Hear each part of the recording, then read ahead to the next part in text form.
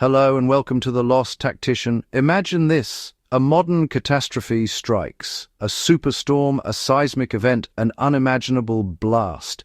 In an instant, your world is stripped bare and the simple act of finding safety becomes your single, desperate focus. Now, transport that fear back over 8 decades, to a time when the threat wasn't a sudden storm, but a relentless, calculated rain of destruction falling from the skies. This was the constant, grinding reality of World War II, and it gave birth to a desperate, brilliant, and often entirely overlooked form of ingenuity, the resilient shelter. For most of us, the image of a World War II shelter is a simplistic one, a damp, dark hole in the ground, or a crude arrangement of timber and sandbags. We see the desperate improvisation, but we miss the engineering marvel. What if the secrets to these indestructible havens, structures that defied the power of the most advanced explosives of the time, have been right under our noses this whole time, hidden in plain sight? They weren't merely holes, they were highly engineered responses to the physics of destruction. Today, on The Lost Tactician, we journey into the hidden history of these overlooked architectures of survival, to uncover the specific, surprising design secrets that allowed them to defy unimaginable violence and outlast the storms of war. The greatest shelters of the war, like the now legendary Anderson shelters in Britain, proved that effective blast protection was about more than just a thick slab of concrete. It was about geometry, physics, and the genius of using the earth itself as a shield. The Anderson shelter's resilience, for instance, lay not in its relatively thin corrugated steel, but in its underground placement and the thick mound of earth piled on top, the earth berm. This natural shielding was exponentially more effective than any manufactured wall. The soil's granular structure meant it could absorb the massive pressure wave of a blast and the deadly energy of shrapnel fragments, dissipating force across countless particles. It's quite fascinating how nature provides such a robust defense mechanism, isn't it? Furthermore, the shelter's curved design, an arch formed by 6 bolted sheets of steel, didn't resist the pressure wave as a flat wall would. Instead, it skillfully distributed the external force around its circumference. This clever design shunted energy away and prevented catastrophic failure. You see, this principle of deflection over resistance was the key to surviving a near miss. It's quite ingenious, really.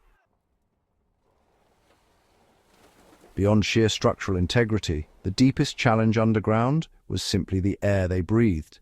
A sealed shelter, essential for protection against poison gas attacks, could quickly become a tomb of stale air and carbon dioxide. But engineers, ever resourceful, developed ingenious, low-tech solutions. Many communal shelters utilized hand-cranked fans and rudimentary filtration systems, often simple charcoal and gauze assemblies, to scrub the air of particulates and chemical agents. It's amazing how necessity breeds innovation, don't you think? This reliance on manual, non-electric systems was a core principle of wartime survival design. Simplicity and reliability were prized above all else. For those in the deepest bunkers, the challenges of humidity, condensation, and the psychological effects of unceasing darkness were just as real as a direct hit, forcing engineers to incorporate basic drainage and ventilation shafts to maintain a minimal, breathable environment. Resourcefulness under pressure meant every scrap of material was scrutinized. When steel was scarce, engineers turned to reinforced brickwork, concrete-filled pipes, and even repurposed railway sleepers, leading to an incredibly diverse and localized architectural response to a global conflict. Not all effective shelters could be buried. In dense urban areas or military zones where speed was paramount, protection had to be erected on the surface, and this is where the art of camouflage and deception came into play. Hiding a massive concrete bunker was impossible. so the design focused on misrepresenting it. For above-ground shelters facing high explosives, the engineering principle shifted firmly to what became known as the deflection dynasty. You see, a flat, vertical wall offers a perfect target for a bomb's lateral blast wave. However, structures that utilize sloped walls and angled roofs, often set at a 45-degree angle, completely transformed how the blast interacted with them. Instead of meeting the force head-on, the angled surface would, in effect, catch the pressure wave and deflect its main force upward and away, significantly reducing the stress placed on the structure. This very same principle was, in fact, behind the British Morrison shelter, an indoor steel table cage. It wasn't actually built to stop a bomb directly. Rather, it was designed to survive the catastrophic collapse of the home around it, creating a strong, localized void within the rubble where the family could, hopefully, survive. This lightweight, modular, and rapidly deployable design was, honestly, a pragmatic triumph.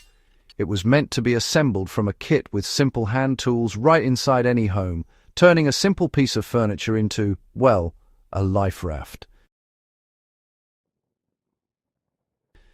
Survival is, well, as much a psychological battle as it is a physical one. Engineers and city planners eventually realized that an effective shelter needed to protect the mind as well as the body. This led to the fascinating study of comfort in chaos. Lighting, for instance, was crucial. Rather than stark, cold bulbs, attempts were made to use softer, warmer illumination to help, mitigate the claustrophobia and stress of perpetual darkness.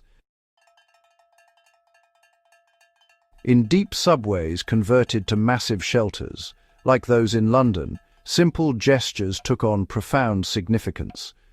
Sound dampening was considered to help reduce the terrifying noise of the bombardment outside, and elements of color and even simple decoration were introduced to make the underground spaces feel less like a prison and more like a collective, if temporary, home. The design of the shelter often fostered a crucial sense of community and connection. Large communal bunkers, by their very nature, forced people into shared experience. This collective safety was a huge boost to morale. Systems were established for communal cooking, sanitation, and even entertainment. People adapted to this new reality, developing routines and social norms that, honestly, transformed the cold concrete into a surprisingly livable space. These weren't just places to hide. They became temporary societies forged in the crucible of war, where the structure provided physical safety and the shared humanity provided psychological resilience. The ingenuity of World War II shelter design is not confined to history books. It provides an immediate and, honestly, a pretty powerful lesson in resilience, efficiency, and resourcefulness. The principles of the earth berm, the arched roof for blast deflection, and the power of modular, rapidly assembled structures like the Morrison shelter are echoed today in modern secure architecture, storm cellars, and even in the construction of low-cost, extreme climate housing. They remind us that the best solutions are often those that work with the physics of the threat, rather than simply trying to brute force a resistance. Let us take a moment to pay tribute to the unsung heroes, the anonymous engineers, architects, and laborers whose quick thinking and dedication to simple yet robust design saved countless lives across the globe. Their legacy is not just the steel and concrete still standing today, but the blueprint for survival awareness and resilience we carry forward. The past holds the secrets to enduring the future's inevitable storms. The Lost Tactician is all about uncovering the moments where history and endurance intertwine. If you were captivated by the hidden ingenuity behind these World War II marvels, please let us know in the comments. Like this video, share it with a history or survival enthusiast, and don't forget to subscribe to The Lost Tactician for more deep dives into the tactics and resilience of the past.